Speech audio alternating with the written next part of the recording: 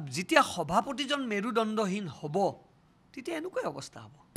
অখিল গগৈ আৰু ভূপেন বৰাৰ কোনো নিজস্ব বেছ নাই। এইবিলাক মিটিং পাতি তেওঁলোকে অংক কৰে, আপোনালোকে বুজি নাপায়। তেওঁলোকৰ ইয়াত গণিত আছে। যিটো দলত টিকেট দিওঁতে পইচা লয় সেই দলত অংক নচলি আৰু কি চলিব। ভূপেন বৰাই বিনা অংকত একো কামেই নকৰে। কিমানৰ পৰা পইচা ল'লে অংকবিলাকতো চব ওলাব ন। কাৰণ ইয়াত চবচে সকলোতকৈ লাভ ভূপেন বৰা হৈছে, কাৰণ financially he is a benefited. Congress দলটোৱে নিজে কাৰোবাৰ বকুচাত উঠি পেলাই কাম কৰিবলগীয়া হৈছে। স্বাধীনতাৰ ক্লেইম কৰা দলটোৱে যদি আজি লুৰিণজ্যোতিৰ বা অখিল গগৈৰ দৰে দলৰ বুকুচাত উঠি যদি ইলেকশ্যন খেলিব লগা হৈছে, সেইটোতকৈ কংগ্ৰেছৰ দুখজনক কথা নাই। দ্বিতীয় কথা, অখিল গগৈক তেওঁলোকে কেতিয়াও কণ্ট্ৰল কৰিব নোৱাৰে, কেতিয়াও নোৱাৰে। মই আপোনাক আজি ক'লোঁ, ভৱিষ্যতে কৈছোঁ, অখিল গগৈয়ে কংগ্ৰেছক নেঠু দেখুৱাই কথা ক'ব। যিমানেই লেটাৰ নিলিখক, যিমানেই পত্ৰ নিলিখক, এই পত্ৰৰ কোনো মূল্য নাই। অখিল গগৈক কণ্ট্ৰল কৰিব পাৰিব? নোৱাৰে। কিয়? অখিল গগৈ এজন পলিটিকেল পাৰ্চন নহয় তেওঁ, যদি আপুনি মোক সোধে। কাৰণ তেওঁ যি ইছ্যু লৈ পেলাই আজি এটা পলিটিকেল দল তেওঁ খুলিলে, যি কংগ্ৰেছক তেওঁ মানে আগতে তেওঁ পোনপটীয়াকৈ এটেক কৰিছিল, আৰু মানুহে অখিল গগৈক ভাল পাইছিল যে কংগ্ৰেছ দলক এটেক কৰিছে। এটা জনজাতীয় নেতা, জনজাতীয় নেতা হিচাপে অখিল গগৈক একচেপ্ট কৰিছিল।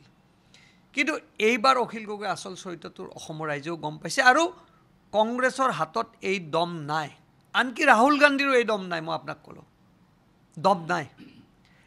এটা সময়ত কংগ্ৰেছ আউট, অখিল আৰু লুৰিণ ইন হ'ব। মই চাইছোঁ, মই চব চাইছোঁ। মই এই পত্ৰখন মোৰ হাততে আছে, মোৰ এইমাত্ৰ কোনোবা এটাই মোক দিছে। তেওঁলোকৰ কাৰণে ৰাহুল প্ৰিয়ংকা কোনো পৰোৱা নাই অখিল গগৈ, খাতিৰে নকৰে। আৰু এনেকুৱা দুৰৱস্থা যদি কংগ্ৰেছৰ হ'বলগীয়া হৈছে, যিটো দলে ভাৰতবৰ্ষত 50 বছৰ শাসন কৰা বুলি ক্লেইম কৰে, স্বাধীনতা তেওঁলোকে আনি ক্লেইম কৰে, সেই দলটোক অখিল গগৈ আৰু লুৰিণজ্যোতি গগৈ আজি একেবাৰে ক্ষমতাচ্যুত কৰি মচকি পাতালত পেলাই দিছে দলটোক। আমি ক'লেতো তেওঁলোকে ক'ব বিৰোধী বুলি। আজি অখিল গগৈক তেওঁলোকে এনেকুৱা পত্ৰ লিখিব লাগে যে যাৰ কাৰণে ক্লেইম কৰিব লগা হৈছে, চাওক ৰাহুলজী দুবাৰ আহিছে, প্ৰিয়ংকাজী দুবাৰ আহিছে, খাৰ্গেজী দুবাৰ, তাৰমানে নিজক বচাবৰ কাৰণে কংগ্ৰেছ দলটোৱে আজি এই পত্ৰ লিখিবলগীয়া হ'ল। মই আপোনাক আজি ক'লোঁ ঐক্যমঞ্চ জিৰ'। কাৰণ মই আপোনাক আজি ক'লোঁ, যোৰহাট যেতিয়া নিজিকে, ডিব্ৰুগড় যেতিয়া নিজিকে, কংগ্ৰেছে যিটো ভাবি আছে 7খন 5খন আসন, কাৰণ এইটো কংগ্ৰেছৰ কেৰেক্টাৰ। মই আপোনাক ক'লোঁ,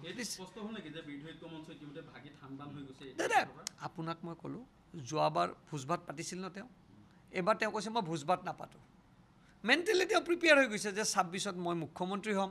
এতিয়া তেওঁ ভাবি লৈছে যে তেওঁৰ মন্ত্ৰীসভাত কোনে স্থান পাব, চেণ্ট্ৰেলত।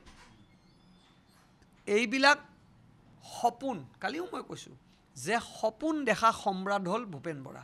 আৰু অখিল গগৈটোক আকৌ খাতিৰে নকৰে, কাৰণ তেওঁৰ মুখৰ কোনো লাগবাং নাই। আজি মন গৈছে মৰম কৰিব, কালি মন গৈছে কংগ্ৰেছক ফুটবল দলিয়াব। মই কোৱা কথাটো আপোনাৰ মানুহ তুচ্ছতাচ্ছিল্য কৰিব পাৰে, বাস্তৱ যিটো বাস্তৱ মই সেইটোৰ ওপৰত কৈছোঁ। আৰু মই অখিল গগৈৰ কথাটো মই জানো, অখিল গগৈৰ কেৰেক্টাৰটো আমি ভালকৈ জানো। মই অখিল গগৈৰ বুলি কোৱা নাই। যেতিয়া বিৰোধী ঐক্যমঞ্চ হৈ থাকে, এতিয়া আমি এলায়েন্সত আছোঁ নাই? কেতিয়াবা আমি এনেকুৱা কথা কৈছোঁ নে AGPয়ে কেতিয়াবা কৈছে, নে UPPLে কেতিয়াবা কৈছে? নকয়। কাৰণ যদি আপুনি এলায়েন্স কৰোঁতে যদি এলায়েন্স হোৱাৰ মানে জিকাৰ আগতে যদি এনেকুৱা অৱস্থা, আৰু জিকাৰ পিছততো কি হ'ব? অখিল গগৈ আৰু ভূপেন বৰাৰ কোনো নিজস্ব বেছ নাই। মই আপোনাক আজি ক'লোঁ, কোনো বেছ নাই। ভূপেন বৰাৰো বেছ নাই। যেতিয়া সভাপতিজন মেৰুদণ্ডহীন হ'ব তেতিয়া এনেকুৱাই অৱস্থা হ'ব। নাই, মই সেইটোৱে ক'লোঁ, সভাপতিজন যেতিয়া মেৰুদণ্ডহীন হ'ব তেতিয়া এই দস্তি আৰু দুশ্মনৰ কথাটো এনেকুৱাই হ'ব। কাৰণ এই দস্তি গৈ দুশ্মন হ'ব, দুশ্মনৰ পৰা মহাযুদ্ধ আৰু যুদ্ধৰ পৰা মহাযুদ্ধ আৰম্ভ হ'ব আপুনি যাব দিয়কচোন 4 জুনৰ পিছত দেখিব কিমান কাজিয়া টুটুমেমে আৰম্ভ হ'ব কিমান টুটুমেমে বাকযুদ্ধ আৰম্ভ আপোনাৰ নিজে দেখিব কিমানে ভূপেন বৰাক ৰখি আছে কথা ক'ব কাৰণে কিমানৰ পৰা পইচা ল'লে অংকবিলাকতো সব ওলাব ন কাৰণ ইয়াত সবচে সকলোতকৈ লাভ ভূপেন বৰা হৈছে কাৰণ financially he is a benefited আৰু মই ইয়াতকৈ বেছি নকওঁ নিৰ্বাচন আগত বহুত কথা ক'লে মানুহে তাচ্ছিল্য কৰা বুলি ক'ব কিন্তু কংগ্ৰেছ দলৰ বুৰঞ্জী আমাতকৈ বেছি কোনো ৰিজাল্টৰ পিছত ক'ব নেকি মই ক'লোঁ নহয় কংগ্ৰেছ দলৰ বুৰঞ্জী মই সেইটো দলত মোৰ 3টা পৰিয়াল আছে 2টা পৰিয়াল আছিল মই তাতকৈ মই 6ৰ পৰা এই দলটোক জানো ক্লাছ 6ৰ পৰা যিসকলে কাম কৰিছিল সেইসকলৰ নাম নাই যিসকলে কাম তেওঁলোকে আমাক কয় নহয় আমি ন বিজেপি বুলি আৰে তেওঁলোকে দেখোন ন বিজেপি কিমানক মাতি নিবলৈ টিকেট দিছে এইবিলাকতো ওলাই আছে কথা সময়ত গম পাব 4 জুনটো যাব দিয়ক নহয় এইবিলাক মিটিং পাতি তেওঁলোকে অংক কৰে আপোনালোকে বুজি নাপায় তেওঁলোকৰ ইয়াত গণিত আছে এইবিলাক কৰি তেওঁলোকে গণিত কৰে কাবাক গণিত দেখায় এই আমি চৰকাৰ কৰিম দেই আমাক লগ কৰক একদম প্ৰেক্টিকেল কথা এইটো অংক অকণমান অংক কৰি লয় এই সময়ত যি পাৰে টানি লয় আপুনি বুজি লওক কি অংক আছে তো জানেই যিটো দলত টিকেট দিওঁতে পইচা লয় সেই দলত অংক নচলি আৰু কি চলিব অংক আছে ষ্ট্ৰেট অংক ভূপেন বৰাই বিনা অংকত একো কামেই নকৰে সদায় আহে যোৱা কাৰ্বি আংলং নিৰ্বাচনত ভূপেন বৰাই কিমান পইচা লৈছিল মইতো কিমানবাৰ ক'লোঁ তেওঁ প্ৰত্যুত্তৰ নিদিয়ে ন তেওঁৰ লগত চাৰিওফালে কমিশ্যন লোৱা মানুহ বহি থাকে এজেণ্ট আছে তেওঁৰ এজেণ্ট আছে টু কালেক্ট দ্য অংক বহুত লাভ ইজ এ বেনিফিট সকলোতকৈ বেনিফিট ভূপেন বৰা ফাইনেন্সিয়েলি লাভ